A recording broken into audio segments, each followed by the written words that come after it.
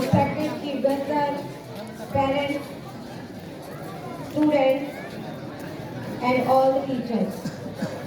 आप सभी को क्षेत्र में गणतंत्र दिवस की सबसे पहले तो हार्दिक बधाई हो। आप सबने छोटे छोटे बच्चों द्वारा खूब सारी चीजें यहाँ पे देखी, तो जो भी किसी स्कूल का विजन होता है वो बच्चों की परफॉर्मेंस में झलकता है हमेशा। तो इन छोटे छोटे बच्चों ने बहुत सारे समाज को मैसेज दिए। कार्यक्रम का मतलब केवल उसको देखना ही नहीं होता, बल्कि उनमें छुपे हुए एक मैसेज को भी जानना होता है। तो बहुत सारे मैसेज छोटे छोटे बच्चों ने दिए। आज के समाज में किस प्रकार की विकृति आई है, कैसे हम उनसे बाहर निकल सकते हैं, कैसे हम अपने समाज को आगे बढ़ा सकते हैं, ये सारी ही सोच इन परफॉर्मेंसेस में झलकती है।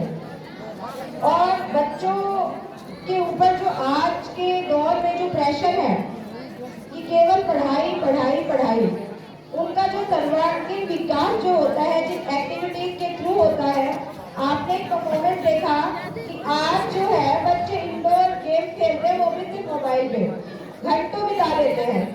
और पेरेंट्स भी कई बार सोचते हैं ठीक है वो हमसे नहीं बोल रहे हैं, हमारे पास टाइम भी नहीं है उतना, तो हम भी उसको एक्सेप्ट कर लेते हैं। लेकिन उससे उनको जो नुकसान हो रहा है वो शायद हमको अभी नहीं दिखाई दे रहा, लेकिन आने वाले वक्त में वो मेंटली और फिजिकली दोनों ही तरीके से अपंग हो जाएंगे। आज जो बुजुर्ग पीढ़ी हमारे सामने बैठी है, आपको याद होगा आप लोग बचपन में ये आउटडोर गेम खेलते थे, जो बच्चों ने यहाँ पे प्रदर्शन भी किए। बहुत सारे आउटडोर गेम थे जिनमें फिजिकली और मेंटली एक्सरसाइज होती थी। लेकिन आज एक कोने में अगर बच्चा मोबाइल देख रहा है घंटों, तो कहाँ से उसकी फिजिकल एक्सरसाइज होगी। और एक टाइम पे आके ना केवल वो आंखों से अंधे हो जाएंगे, बल्कि उनकी सोचने की क्षमता ही खत्म हो जाएगी। तो हम उनकी सोचने की क्षमता को खत्म कर रहे हैं और हमें लग रहा है कि हम बच्चों को मोबाइल से एडवांस बना रहे हैं, टेक्नोलॉजी सिखा रहे हैं। तो वो हमारी भूल है। यहाँ मौजूद जो पेरेंट्स हैं वो भी एक बार जान ले कि बच्चे का विकास केवल उसको 24 घंटे किताबी ज्ञान देने से या फिर नंबर 90-95% जाने से या बचपन में ही उसको RS बना देने के सपने से नहीं होता है। वो तो उसमें क्षमता होती है और उसकी रुचि होती है, वो बन जाता है। तो कभी भी माँ बाप का या टीचर का ये मैसेज मैं आप सबको देना चाहूंगी, कोई बच्चे पे प्रेशर नहीं होना चाहिए, वो खुल के अपनी जिंदगी को जिए। हमें केवल उसको संस्कारों की गाइडेंस देनी है, हमें उसको वैल्यूज सिखानी है, मूल्य सिखाने हैं, संस्कार सिखाने हैं। किताबों में जो साइंस, मैथ, फिजिक्स, केमिस्ट्री है वो तो टीचर है ही सिखाने के लिए।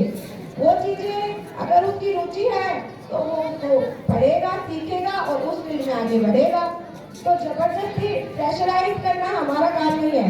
हमारा काम उसके लिए एक ऐसा सुंदर रास्ता तैयार करना है, जैसे ऊपर खाकर जमीन पे हम लोग उसको समतल करके और फूल बतिया लगा के रास्ता बना देते हैं। बस टीचर और पेरेंट्स का यही काम है कि हम उसको एक सुंदर रास्ता दे ताकि वो घटिया चीजें आसपास ना देख पाए और उसको हमेशा एक सही सुंदरता का मतलब पता हो।